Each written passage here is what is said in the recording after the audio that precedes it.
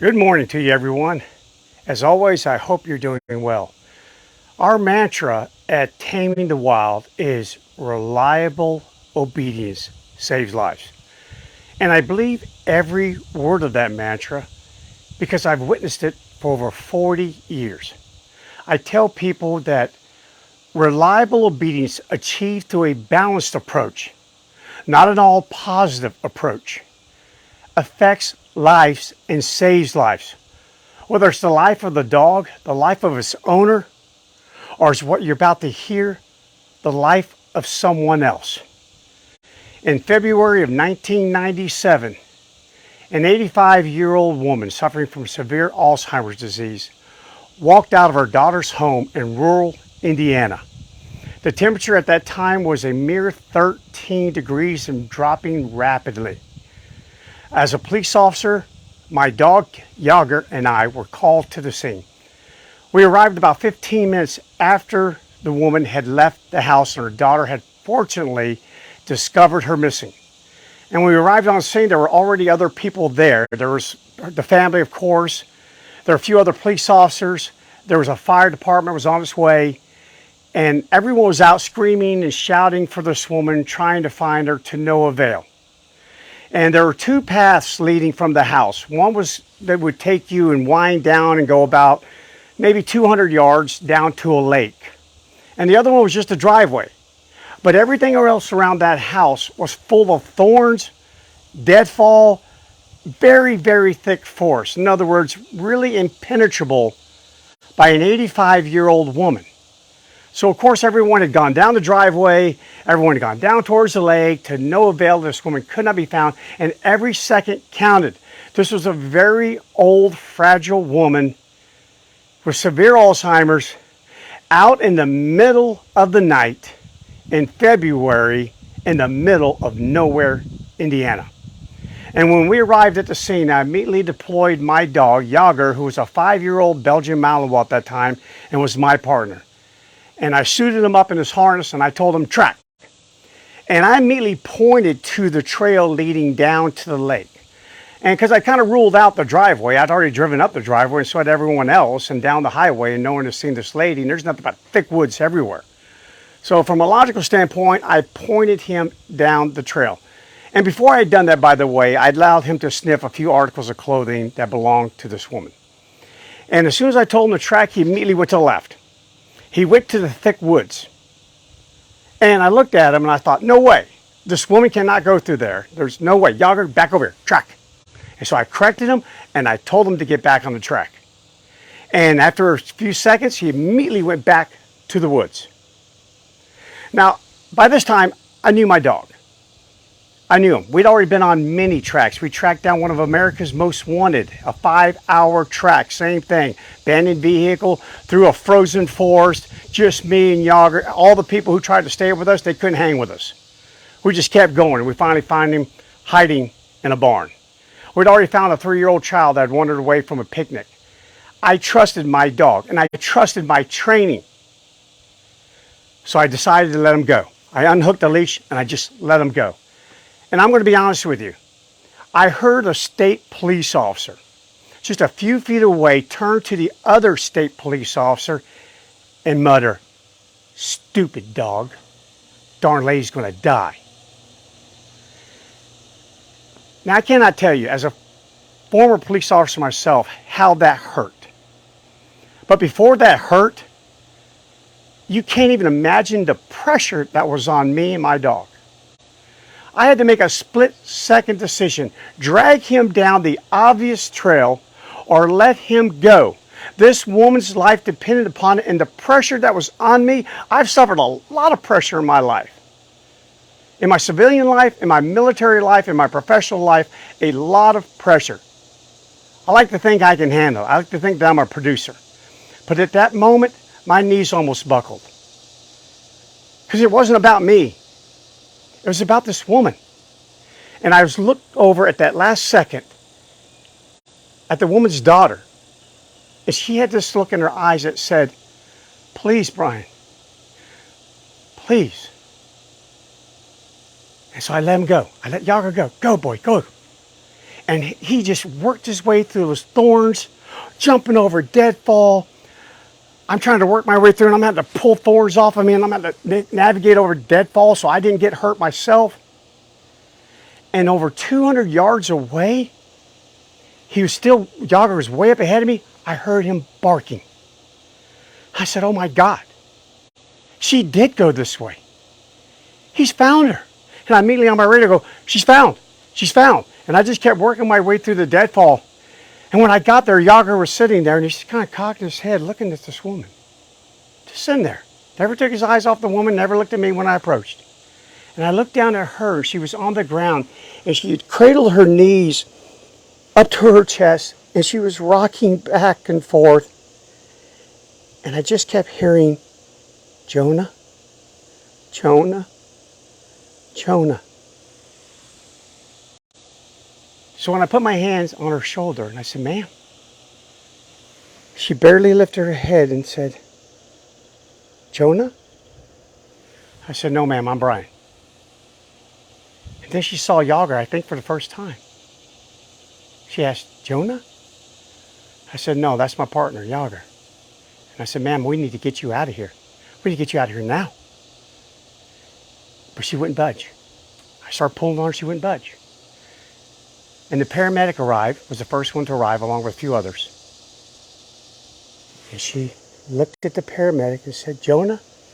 And before he could answer, I looked over at him with that look that just said, go with me. I turned back to her and I said, yes, Jonah. And she left with us. We took her back to the house, and she spent a couple of days in the hospital. But she lived. And I found out from her daughter that Jonah was a grandchild of hers that had passed away 25 years previously. And of course, she had left the house in the middle of the night looking for Jonah. Now, Jager was the hero of that day. But I'd like to think that he became that hero, that he went out on his own, independent thinking, going to where logic dictated this woman could not be. Because of the balanced approach that I took to all of his years of tracking. You've heard me say in previous videos, you can't make a dog track, no more than you can make a dog hunt. There has to be something in them that drives them to find something, to search for something. However, you can make a dog track properly, correctly.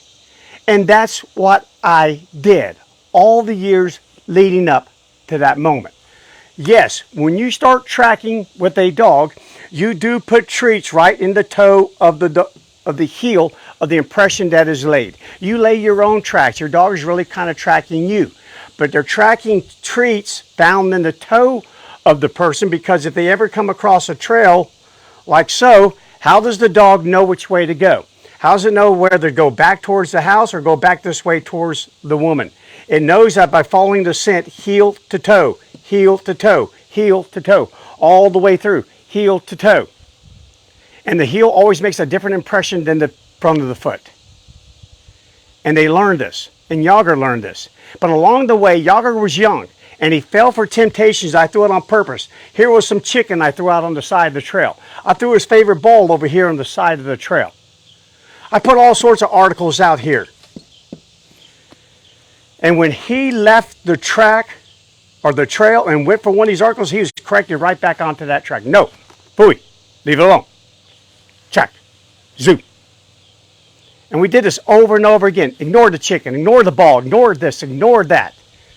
And then when the tracking advanced to a later stage in which he was actually tracking someone else, then he learned to track that, ignore other trails coming across. No, only this trail. Ignore this person here, ignore this person here, keep going here. And when he tried to go down, he was corrected back onto the proper track. And then the same thing with articles of clothing and criminal articles. Most criminals running from the scene of a crime will throw their article to the right. Whether it be a gun, whether it be the money they stole, whatever, they toss it. The dog is then, when it picks up an odor plume coming from that article, is trained to go over and lay down. Don't grab it with your mouth. That could have vital DNA all over that evidence. So first of all, no, out. Do not grab it with your mouth. So that's called obedience. Then lay down right now. Have that article right there between your front paws.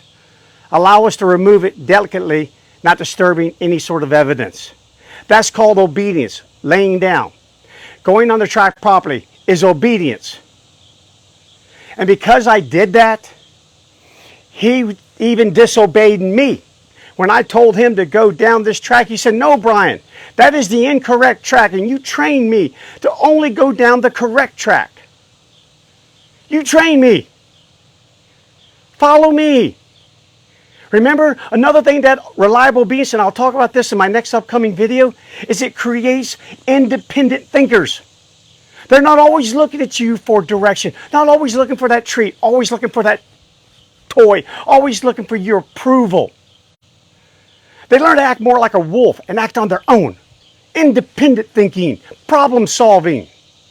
You give them that ability because you don't always have to have them on a leash. You give them the opportunity to explore their world. That's how animals learn, mimicry and free exploration. Go explore, get your own direct feedback, your own direct experience. Go get it, learn from it, learn how to get through briars, over deadfall. Learn, but also learn from me. So I'd like to think that I had a little bit of a hand in that. That my dog wasn't stupid.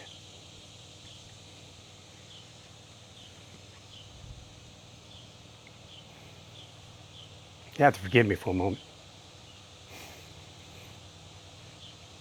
All right, back to my professional face. That was an incredible time in my life. That's what reliable obedience does. It saves lives. When I quit being a police officer out of my choice, I donated Jager to Deputy Mark Buckner with the Dalton, Georgia Sheriff's Department, where he went on to become the greatest canine that was ever on I-75, drug interdiction. He could find drugs, he could find people, and he could bite bad guys. And he went on to live until he was 14 years old. An incredible animal, serving this world, saving lives. No telling how many lives he saved. Because of a balanced approach to training. That got it done. So I just wanted to share with you that story, a little personal. And I could run 10,000 videos telling you the stories of people who write in all the time. You saved my dog's life. You saved my life. You saved my teenager who was contemplating suicide. Save the dog. Guys, don't fall for this fairy tale world, this trickery, this foolery, that you can achieve reliable obedience. And that's the word. Go look up the definition of obedience with all positive. You can't. You can't do it. Yeah, you can get a dog to roll over, whatever, fine. What I'm talking about is what I just told you about. Does your dog know how to stay on that track? Yeah, I can't make you track. I can make you track well and properly using a balanced approach. Wanted to share that with you guys. Stay tuned in the next video that on my little journey here, just trying to enlighten you about the world of balance training versus all positive. I'm going to focus on what happens.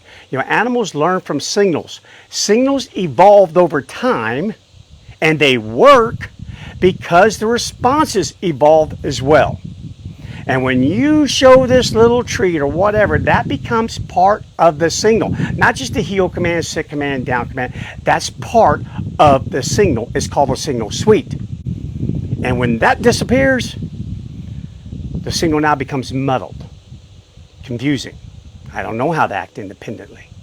I always look to you for direction. You solve my problems. In fact, I actually don't have a problem because you never give me a problem. But we'll talk more about that then. Enjoy the rest of your day. Work it, guys. I'm telling you the truth. I've been doing this for a long time. Gotta love dogs, but you also gotta say, hey, dog, I love you to death. But tell you what, get on the right track. And that's what Jager told me. He said, I love you, Bryan. I'm gonna go save that woman. Enjoy the rest of your day.